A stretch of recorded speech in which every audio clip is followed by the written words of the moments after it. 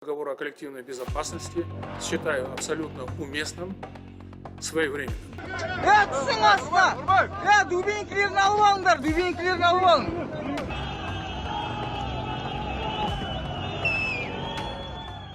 В связи с этим, полагаясь на договор о коллективной безопасности, я сегодня обратился к главам государств ОДКБ оказать помощь Казахстану в преодолении этой террористической угрозы.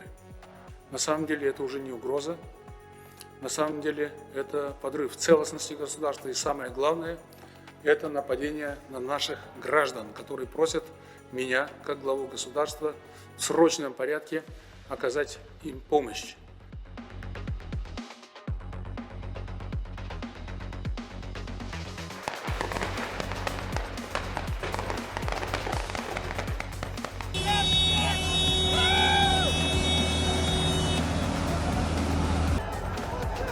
Кровь идет у него.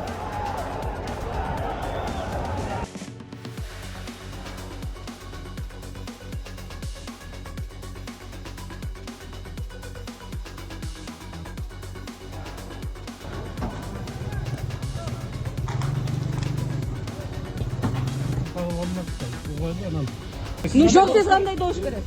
Тез қандай дауыс керек? кезекші жиында ертеңгі сағат 2-ге қалдырады.